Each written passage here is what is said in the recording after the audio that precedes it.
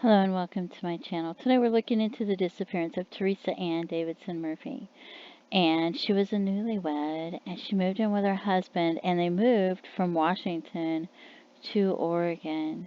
She's only 34 years old and she's got a teenage daughter who lives with her, and her son lives with her father, And so she's got a truck. Her husband, her newly husband, they've been married less than a year, has a van.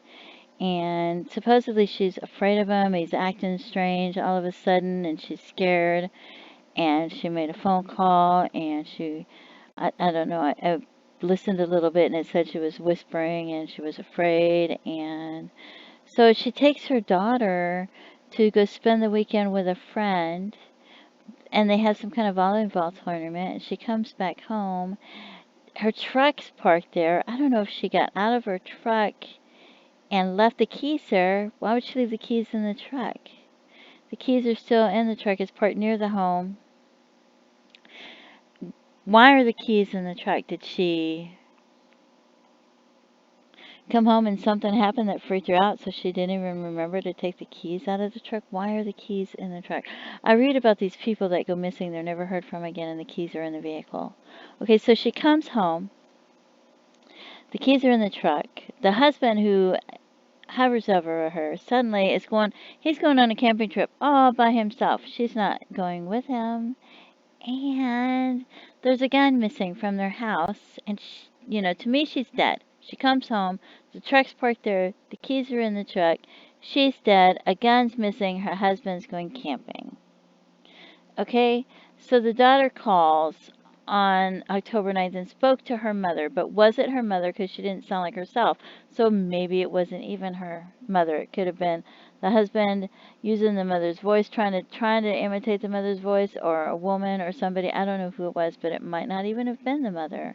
Then the mother was supposed to pick her up and never picked her up. The husband doesn't report her missing to the police. He claims he called the police, but he didn't report her missing. The sister-in-law ends up reporting her missing, and it's not till over 2 weeks later. And I don't think he called the sister-in-law looking for her. I think the sister-in-law called looking for her, and then ended up being the one reporting her missing. So he's had over 2 weeks to, if he killed her, if he killed her, he's had over 2 weeks to get rid of the body, right? And it sounds to me like it might have been premeditated, because she's afraid and he's acting strange, right? So I'm wondering if he's killed anybody before, if he killed her, right? So then I want you to see, this was the Jane Doe. I've been working in Washington area, and there's this Jane Doe right here.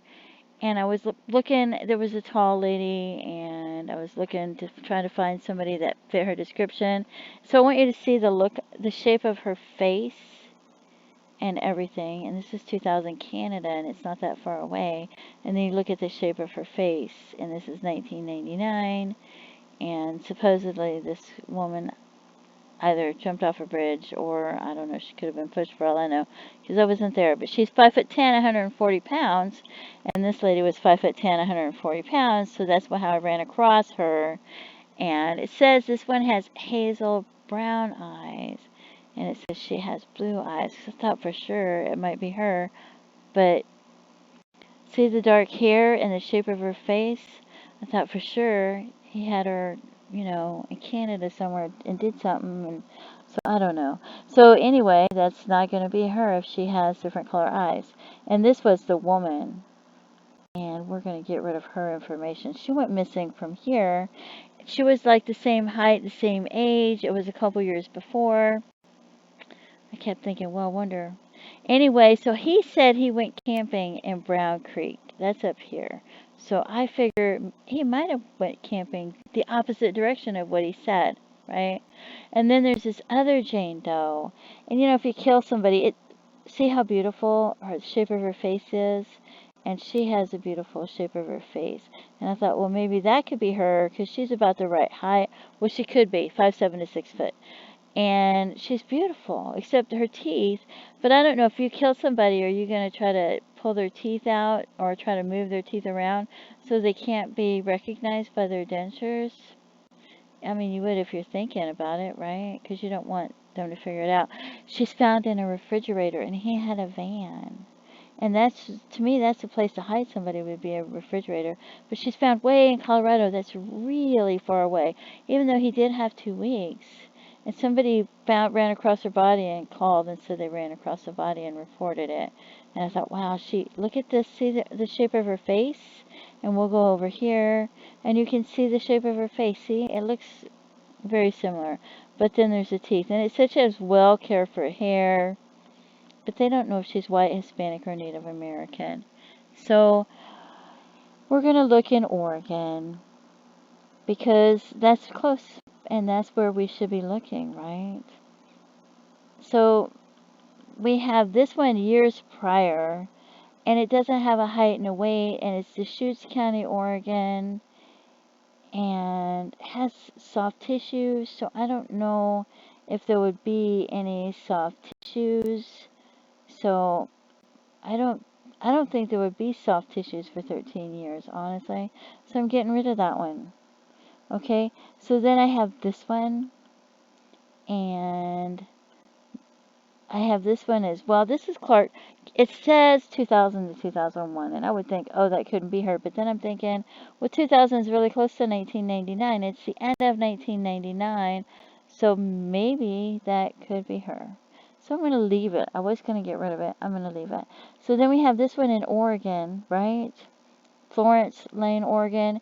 And I think there was another person that went missing that I thought this might be them.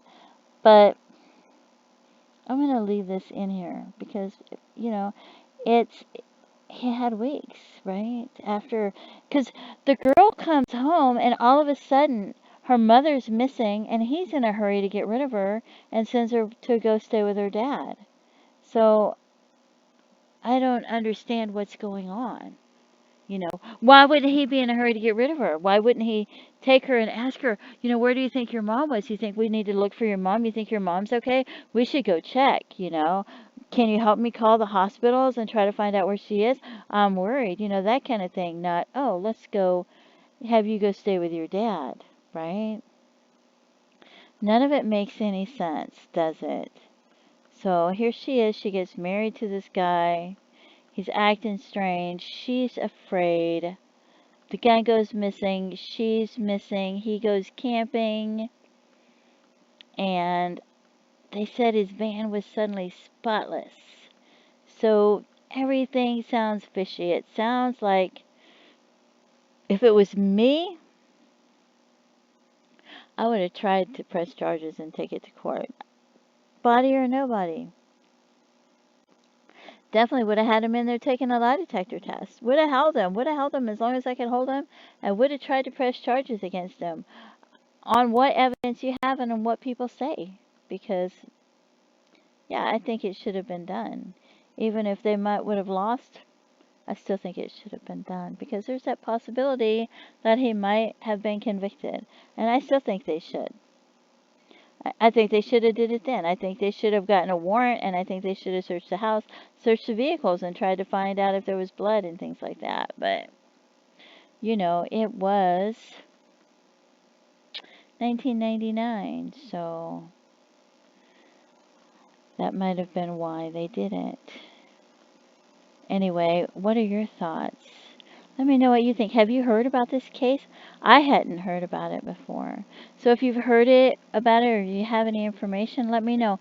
And if anybody's ever gotten drunk and talked and you've heard information through relatives or grandparents, even if it's hearsay, you're not sure if it's important, you don't know if it'll help the case or not, call them, email a few of them, CC them, give them that information. Get it off your shoulders. Let them deal with it.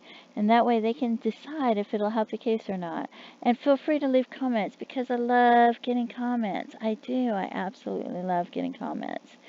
And don't forget to pray for her loved ones and her family. Look how beautiful she was.